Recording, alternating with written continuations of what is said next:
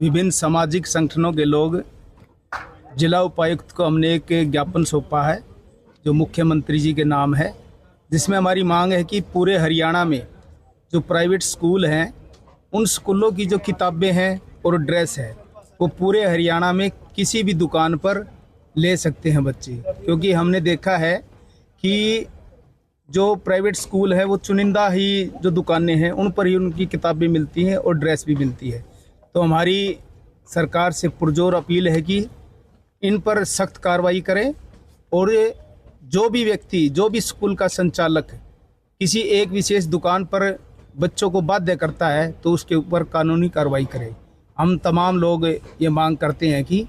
हरियाणा में जितने भी प्राइवेट स्कूल हैं और जितने भी प्राइवेट स्कूलों के संचालक हैं उनको एक निर्देश दिया जाए कि जो आप किताबें लगाते हैं वो किताबें पूरे हरियाणा में किसी भी बुक सेलर पर या किसी भी जो दुकान है उस पर ड्रेस मिल सके। नवदुर्गा सेवा सहयोग संगठन, woman right and anti corruption council, श्रेणी विचार मंच तथा शहर के विभिन्न सामाजिक संगठनों द्वारा एक ज्ञापन उपायुक्त महोदय भिवानी को दिया जा रहा है। जो प्राइवेट स्कूल है अपनी मनमानी कर रही हैं और अभिभावकों पर भारी फीस का प्रेशर दिया जा रहा है। प्राइवेट जो पब्लिशर है उनकी किताबें लेने के लिए बाध्य किया जाता है। इसके खिलाफ हम ज्ञापन देने के लिए उपायुक्त महोदय के पास आए हैं। हम सरकार और शिक्षा मंत्री को ये ज्ञापन देंगे और सरकार से मांग करते हैं कि जो प्राइवेट स्कूलों की जो मनमानी है उन पर रोक लगाई जाए और उनके खिलाफ कानूनी कार्रवाई की जाए। सरकार उठा रहे हैं जी, बिल्कुल जो प्राइवेट स्कूलें हैं, प्राइवेट स्कूल जो बंद किए जा रहे हैं, सरकारी स्कूल जो बंद किए जा रहे हैं उनका फ़ायदा प्राइवेट स्कूल उठा रहे हैं और बच्चे वहाँ जा रहे हैं। सरकारी स्कूल बंद नहीं होने चाहिए और प्राइवेट स्कूलों पर नकेल कसी जानी चाहिए। कल human rights anti corruption council के राष्ट्रीय महासचिव आज विभिन्न संगठनों द्वारा मुख्यमंत्री जी को डीसी साहब के माध्यम से हम एक ज्ञापन सौंपने आए थे। उस ज्ञापन में जो प्राइवेट जितने भी संस्थाएं हैं, स्कूल हैं, उनके द्वारा अभिभावकों के भारी भरकम फीस और दूसरा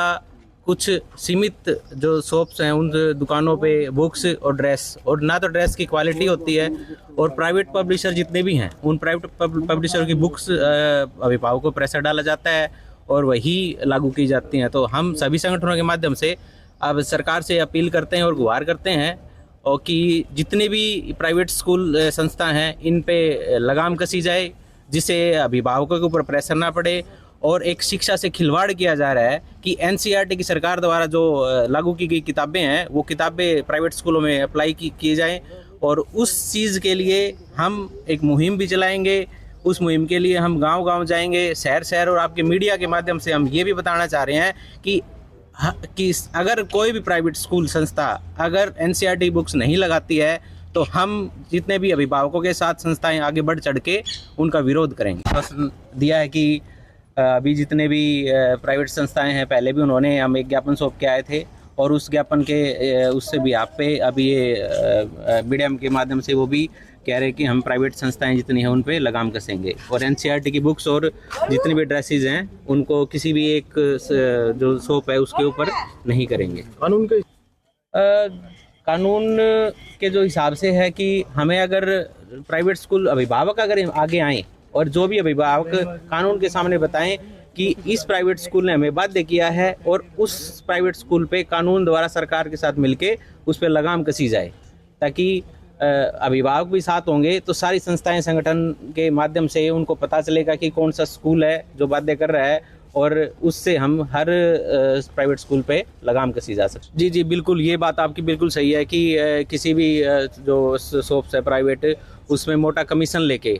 और बुक्स और ये जितनी भी अपनी ड्रेसेस हैं वो लो क्वालिटी की ड्रेसेस बच्चों को उपलब्ध कराई जाती हैं जो सिर्फ 2 या 3 महीने में फट जाती हैं और सिर्फ प्राइवेट स्कूल ही इसके ऊपर मोटा कमीशन से उनका आपस में